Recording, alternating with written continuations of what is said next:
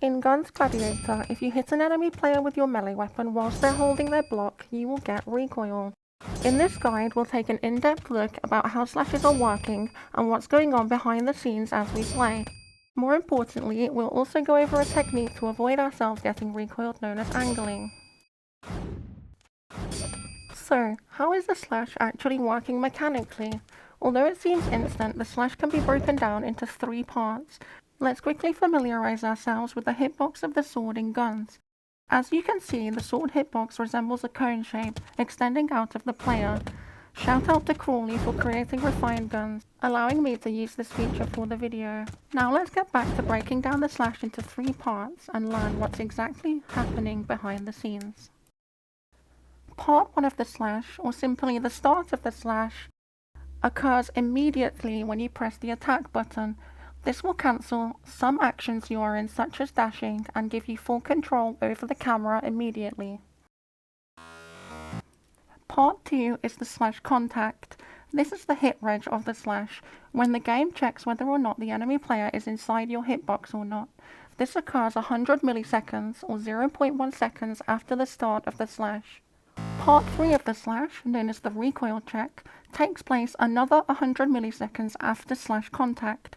The game will check the same hitbox a second time to determine whether or not the opponent is in it. If the enemy player is in your hitbox cone whilst holding their block during part 3 of the slash, your recoil check, then you will be recoiled. Conversely, if we make sure we are not aiming at the opponent's block or the opponent is not in our hitbox during the recoil check, we can avoid the recoil entirely. It should be noted that a player's block is protecting them during the entire animation.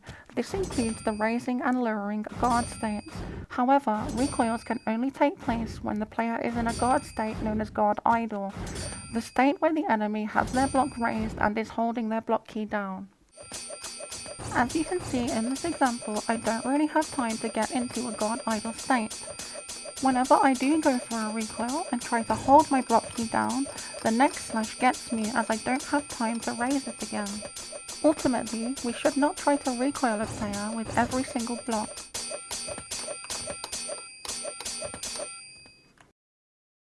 So, let's test that theory.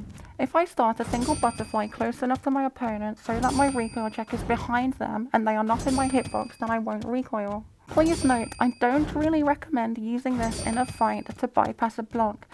This is just an example to show you how the slash is working. More astute viewers may have noticed that some of the angle examples were with me turning towards the opponent, while in other examples I'm turning away. So what's the difference?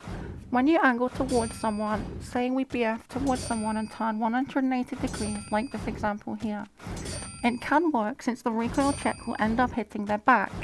Angles like this, which finish with the opponent in your hitbox, I call unsafe angles. They are unsafe because the opponent has the opportunity to predict your angle and recoil you.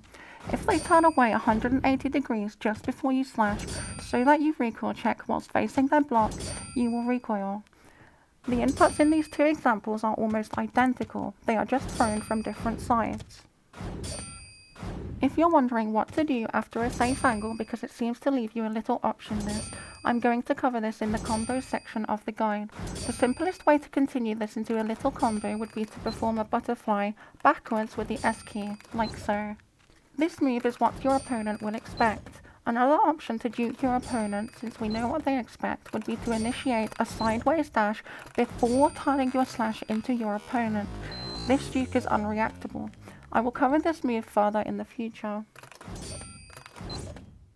Okay, so I just recorded all the audio clips for my guide, and I realized I didn't go into any detail about the vertical axes. So the vertical axes can play a role in recoils.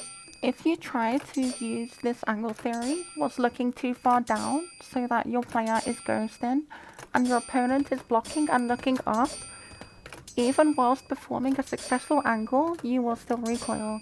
However, if you don't look too far down, or more precisely, recoil check whilst looking down, you shouldn't really have to worry about this, and these angles will serve you well. Thanks for watching and happy training!